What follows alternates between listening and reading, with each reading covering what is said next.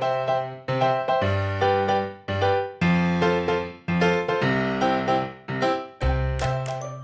my name is Chef Alexandra, a graduate of the Culinary Institute of America, and our topic today is going to be knives and knife skills.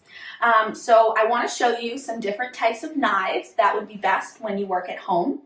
Right here we have two different types of chef's knives. The chef's knives have longer blades, and as you can see, this blade is flat and this blade has ridges in it. The ridges on the blade are really great when you're cutting vegetables and other things that may stick to the blade. Now we have our utility knife, which is really great to use at home. It's a little bit larger than our paring knife and is a little bit more manageable when we're cutting vegetables. So I'm going to be using this knife today, and as you can see, this knife also has ridges on it, which is going to help the food from sticking to it. So our diagram right here can show some different knife cuts that are commonly used in the kitchen. Some that you probably may have heard of are large dice, medium dice, and small dice. And then there are planks, which I'm going to show you how to cut, of bâtonnet, julienne, and fine julienne. And those are the type of cuts that you're going to use if you're cutting them up for a stir fry or a snack at home. We are going to start by cutting a large dice with our potatoes so we can prepare a potato salad. So first, when we cut, we want to make sure that we always have our hands curled over. That way, when we use the knife, if it were to get close to us, it would go against our knuckles. If we have our fingers out, there's a chance that we could cut them. So to cut this potato for potato salad, we would want to begin by taking off each side. That way, we can get a sturdy on the table. That way it doesn't slide. So next we're going to cut planks, which is when you go down the potato. So then that way you have even pieces. Once you have even pieces, you can stack them up so you can cut multiple at a time, and then you can go down the middle, turn it, down it again, and then you have nice even chunks that are perfect to cook for potato salad. I always keep a garbage bowl at my station because even when you're working at home, it's important to keep a clean station so that way you can use your cutting board and your knife safely.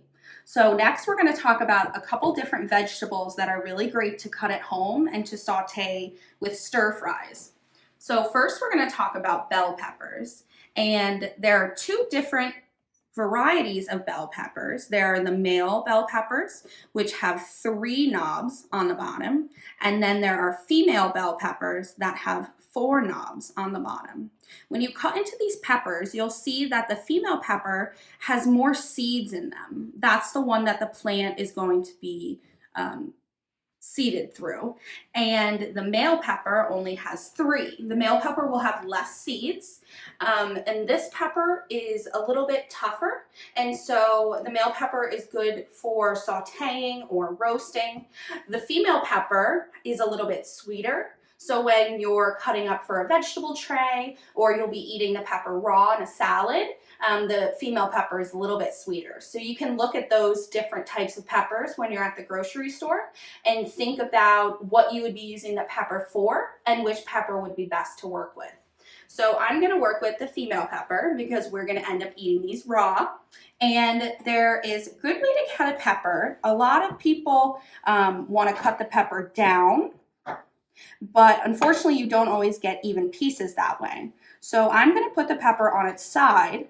I'm going to cut the bottom of the pepper off, and I'm going to flip it around and cut the top of the pepper off. So we can take this to our garbage bowl, and now we have the bottom and the top of the pepper. I'm going to set those aside, and now I'm going to work with the core of the pepper.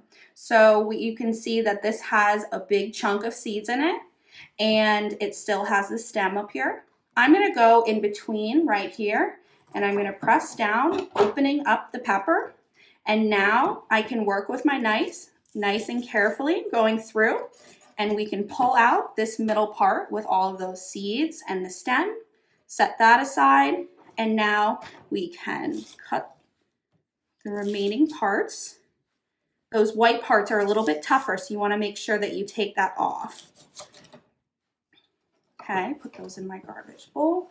Now we have a long piece, and we are going to cut this into squares. So we'll have a rough medium dice.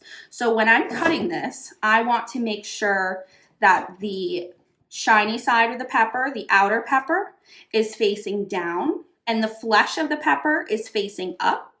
If you have a dull knife, or your knife isn't as sharp as you'd like it, it's important to cut the pepper the opposite way, because with the waxy side of the pepper, there's a chance for the knife to slip.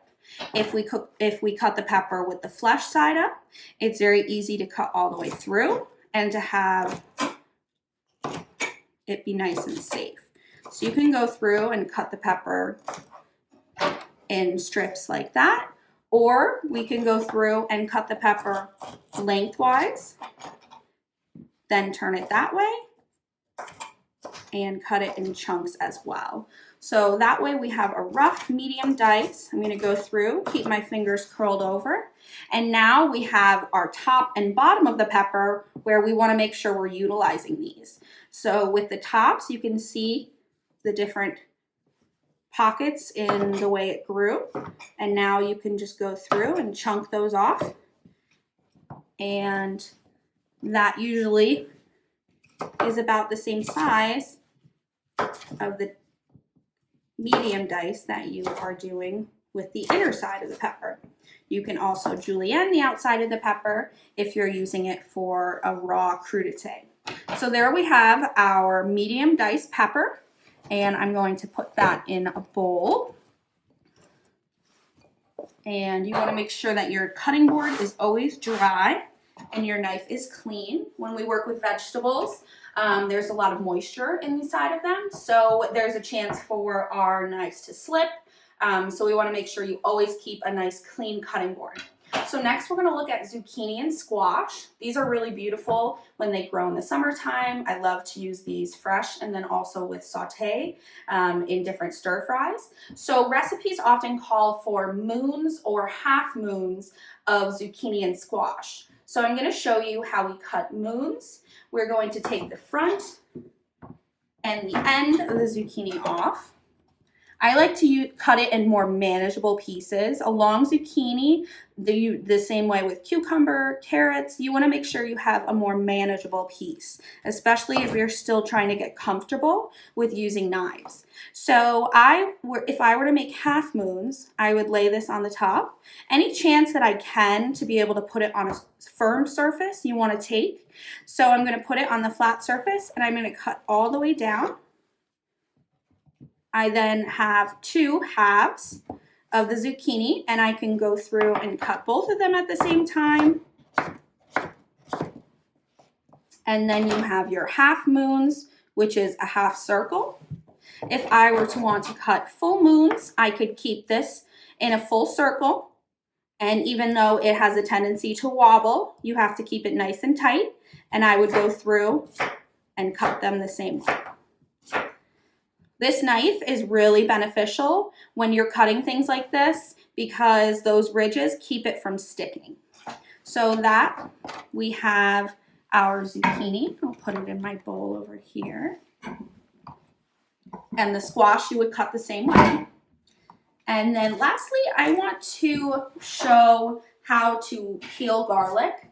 This is a thing that a lot of people can do different ways. There are multiple ways to prepare food and to cook, which is why it's so exciting.